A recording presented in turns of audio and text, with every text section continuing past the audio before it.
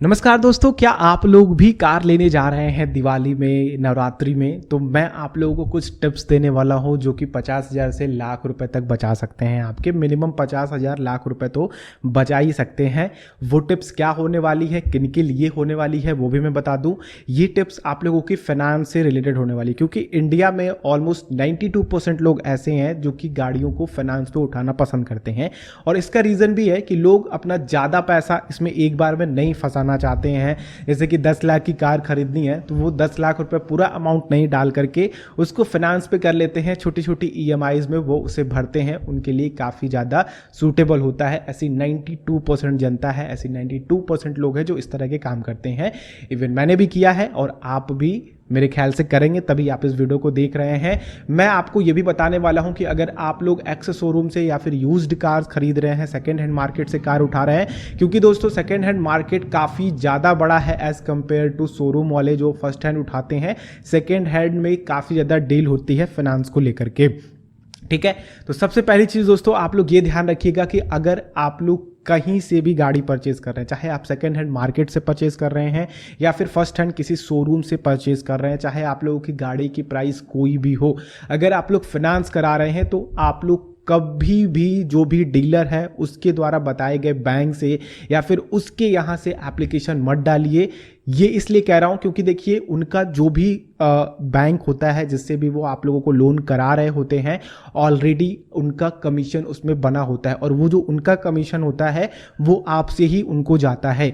जैसे कि मान लीजिए कि आप लोगों का सेम बैंक अकाउंट है, सेम जैसे कि एसबीआई में अकाउंट है और वो भी आपका एसबीआई से ही फाइनेंस करा रहा है, ठीक है, लेकिन यहाँ पे उसका जो वो कराएगा उससे आपको उसको कमीशन भी मिलेगा, जो कि बैंक की तरफ से आप लोगों से चार्जेस वगैरह में डाल करके उनको कमीशन दिया जाता है। तो देखिए दोस्तों, आप लोगों को इन सब चीज़ों से बचना है। और यहाँ पे जो उनका कमीशन होता है वो 5% तक होता है, 2% तक होता है। जिस भी तक अगर एनबीएफसीज हैं तो वो ज़्यादा कमीशन ऑफर करते हैं। अगर कोई प्राइवेट बैंक है जैसे कि आईसीआईसीआई, एचडीएफसी हो गए, इस तरह के जो बड़े बैंक्स हैं वो कम कमीशन इनको ऑफर करते हैं, ठीक है। तो इस चीज का आप लोग ध्यान रखिएगा। यहां पे आप वो 50 से 60 हजार रुपए तक कमीशन के रूप में भी कमा लेते हैं, जो भी आप लोगों के लोन टेनर के अकॉर्डिंग जो भी ईएमआईज बन रही हैं, जितने की भी इंटरेस्ट रेट बनता है उनके हिसाब से उनका कमीशन बनता है।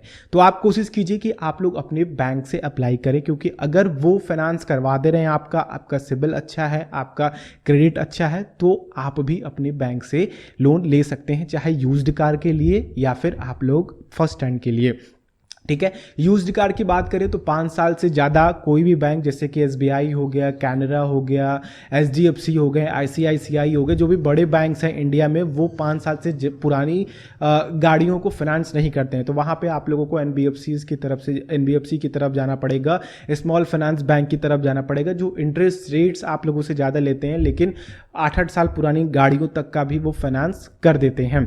नेक्स्ट चीज़ दोस्तों जो आप लोगों को ध्यान रखनी है वो ये है कि आप लोग कभी भी, ठीक है, ये मत कहिए शोरूम वाले से कि मैं इतना कैश आप लोगों को दे दूंगा।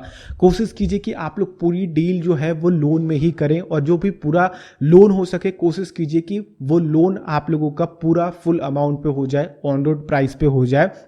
तो इससे उत्तम आप लोगों के लिए नहीं रहेगा। वो ऐसा इसलिए कह रहा हूं दोस्तों क्योंकि देखिए ऑन रोड प्राइस पे आप लोगों का इंश्योरेंस भी इंक्लूड होता है, जो छोटी मोटी एक्सेसरीज होती हैं जो कि नेसेसरी होती हैं गाड़ी में लगवाना, जो कंपनी फिटेड आती हैं, उनके भी चार्जेस आप लोगों को एक्स्ट्रा देने पड़ते हैं जब भी आप लोगों के लिए गाड़ी बुक होती है और जब भी आप लोगों की डिलीवरी होती है, तो वो एक्सेसरीज उसमें लगना जरूरी होते हैं। तो वो ऑन रोड प्राइस पे आया, यानी कि आप लोग पूरा पैसा पे करते हैं। मान लीजिए कि आप लोगों की 6 लाख की गाड़ी है, जिसमें 5.5 की गाड़ी आ रही है, जिसमें से 50,000 रुपए इंश्योरेंस वगैरह और जो भी छोटे मोटे कागजी कार्रवाई है उनको मिला करके 6 लाख रुपए लग रहा है। तो ये ऑन रोड प्राइस होती है। इसमें आप लोगों का पूरा फाइनेंस आप लोगों का बैंक कर देता है, इस समय में कर रहा है और पहले भी करता आया है। तो आप लोग कोशिश कीजिए कि पूरा का पूरा फाइनेंस कराएं, क्योंकि इंश्योरेंस में भी आप लोगों को वहां पे उनको कमीशन देना पड़ता है। अब यहाँ पे दोस्तों आप लोग अगर अपने बैंक से पूरी फाइनेंस कराते हैं तो आप लोगों के पास एक ये डील रहेगी कि आप लोग ज़्यादा से ज़्यादा डिस्काउंट करा सकते हैं,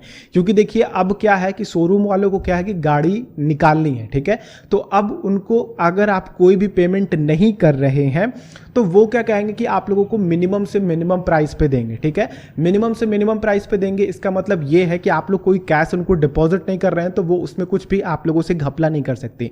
तो कंपनी के नाम पे वो चेक कटेगा। जैसे कि मान लीजिए Hyundai का कर रहे हैं तो Hyundai के नाम पे वो चेक कट रहा है, तो फिर उसके हिसाब से उनको जितना कमीशन बनता है वो उनको मिलेगा। तो इस हिसाब से दोस्तों आप लोगों का जो पैसा है ना वो ज़्यादा इनके जो पंजड़े में है, जो पिंजड़े में फंसेगा इनके, वो नहीं हो पाएगा। तो आप लोग कोशिश कीजिए कि पूरा का पूरा फाइनेंस यहाँ से करवा लें। तो ये है दोस्तों कुछ टिप्स जो कि आप लोग यूज्ड कार में तो आप लोगों को फुल फाइनेंस नहीं हो पाएगी, ऑलमोस्ट 10% to 20% देने पड़ते हैं। लेकिन अगर आप लोगों का बैंक कर देता है, अगर 1-2 साल पुरानी गाड़ियां हैं तो कर देगा। इवन अगर आप 5 साल की पुरानी गाड़ियां हैं तो 10 से 20% वहां पे आप लोगों से डाउन पेमेंट वो करने के लिए बोलता है। तो आई होप दोस्तों आप लोगों को ये वीडियो अच्छी लगी होगी। वीडियो अच्छी लगी हो तो लाइक कीजिएगा, दूसरों के साथ शेयर कीजिएगा। बाकी यूज्ड कार आप लोग ले रहे हैं तो उस कार को उसकी कंपनी में ही चेक करवाइएगा, बाहर आसपास के मैकेनिक से चेक मत करवाइएगा अगर आप लोग कोई भी डीलर से ले रहे हैं, क्योंकि आसपास के सारे मैकेनिक जो होते हैं अप्रॉक्स सेट हो सकते हैं। और जो भी हो मीटर्स वगैरह चेक करके देख लीजिएगा।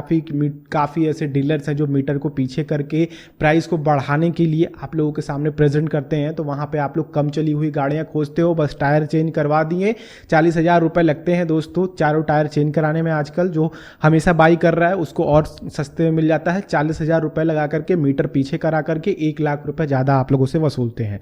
तो इन चीज़ों को आप लोग चेक कीजिए, किसी अच्छे मैकेनिक को देखिएगा। और जो भी आप लोग सेकेंड हैंड मार्केट से कार उठा रहे हैं उसकी जो भी डिटेल होती है, जैसे कि सर्विसिंग की डिटेल होती है, उस पर किलोमीटर मेंशंस होते हैं।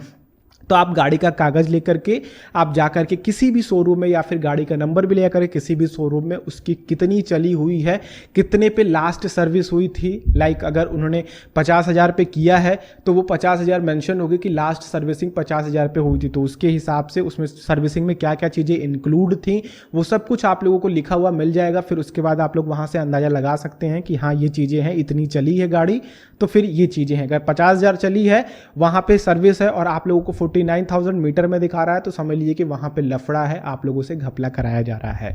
तो चलिए हम लोग नेक्स्ट वीडियो में मिलते हैं। एक बार और कहना चाहूँगा, वीडियो अच्छी लगी हो तो लाइक कीजिएगा, दूसरों के साथ शेयर कीजिएगा। चैनल पर नए हैं आप लोग तो चैनल को जरूर सब्सक्राइब कीजिएगा, इसी तरह की और वीडियोज़ आप लोगों तक मिलती रहेंगी। अगर आप लोगों को कोई और क्वेश्चन हो फाइनेंस से रिलेटेड, या फिर सेकेंड हैंड मार्केट, या फिर फर्स्ट हैंड एक्स शोरूम से खरीदने के लिए, तो वो आप लोग मुझे नीचे कमेंट बॉक्स में पूछ सकते हैं, मैं जरूर आप लोगों को रिप्लाई करूंगा। हम लोग नेक्स्ट वीडियो में मिलते हैं, तब तक के लिए आप लोगों का दिन शुभ हो।